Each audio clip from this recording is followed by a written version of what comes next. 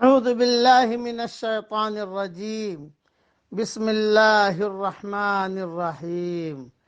سورہ نساء کی چند آیتیں پڑھ رہا ہوں، آیت نمبر 110 سے لے کر آیت نمبر 113 تک۔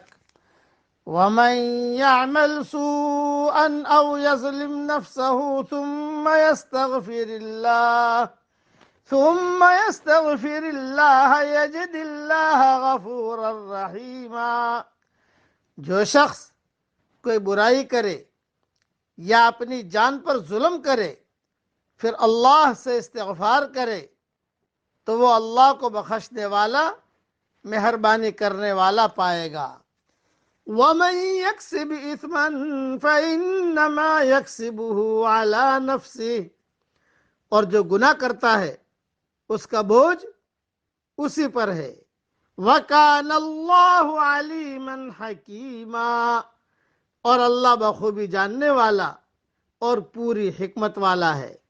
وَمَن يَكْسِبْ خَطِيئَةً أَوْ إِثْمًا ثُمَّ يَرْمِ بِهِ بَرِيئًا فَقَدِ احْتَمَلَ بُهْتَانًا وَإِثْمًا مُبِينًا، اور جو شخص کوئی گناہ یا خطا کر کے کسی بے گناہ کے ذمے تھوپ دے، اس نے بہت بڑا بہتان اٹھایا اور کھلا گناہ کیا۔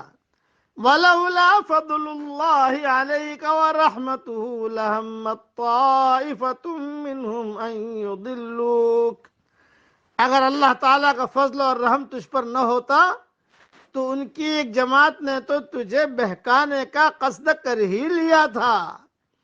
وَمَا يُضِلُّونَ إِلَّا أَنفُسَهُمْ وَمَا يَضُرُّونَكَ مِن شَيْءٍ، مگر دراصل یہ اپنے آپ کو ہی گمراہ کرتے ہیں، یہ تیرا کچھ نہیں بگاڑ سکتے۔ وَأَنزَلَ اللَّهُ عَلَيْكَ الْكِتَابَ وَالْحِكْمَةَ وَعَلَّمَكَ مَا لَمْ تَكُن تَعْلَمُ، اللہ تعالیٰ نے تجھ پر کتاب اور حکمت اتاری ہے اور تجھے وہ سکھایا ہے جسے تو نہیں جانتا تھا۔ وَكَانَ فَضْلُ اللَّهِ عَلَيْكَ عَظِيمًا، اور اللہ تعالیٰ کا تجھ پر بڑا بھاری فضل ہے۔ اس کے مختصر تشریح سن لیجئے، تفصیل اور تفسیر انشاءاللہ ریاض التفسیر میں۔ دنیا آزمائش کی جگہ ہے، یہاں ہر آدمی سے غلطی ہو سکتی ہے، خدا کے معاملے میں بھی اور بندوں کے معاملے میں بھی۔ جب کسی سے کوئی غلطی ہو جائے تو صحیح طریقہ یہ ہے کہ آدمی اپنی غلطی پر شرمندہ ہو، وہ اللہ کی طرف اور زیادہ توجہ کے ساتھ دوڑے، وہ اللہ سے درخواست کرے کہ وہ اس کی غلطی کو معاف کر دے اور آئندہ کے لیے اس کو نیکی کی توفیق دے۔ جو شخص اس طرح اللہ کی پناہ چاہے تو اللہ بھی اس کو اپنی پناہ میں لے لیتا ہے۔ اللہ اس کے دینی احساس کو بیدار کر کے اس کو اس قابل بنا دیتا ہے کہ وہ پہلے سے زیادہ محتاط ہو کر دنیا میں رہنے لگے۔ دوسری صورت یہ ہے کہ آدمی جب غلطی کرے تو وہ غلطی کو ماننے کے لیے تیار نہ ہو، بلکہ اپنی غلطی کو صحیح ثابت کرنے کی کوشش میں لگ جائے۔ وہ اپنے ساتھیوں کی حمایت سے خود ان لوگوں سے لڑنے لگے جو اس کی غلطی سے اس کو آگاہ کر رہے تھے۔ جو لوگ اپنی غلطی پر اس طرح کرتے ہیں اور جو لوگ ان کا ساتھ دیتے ہیں وہ خدا کے نزدیک بدترین مجرم ہیں۔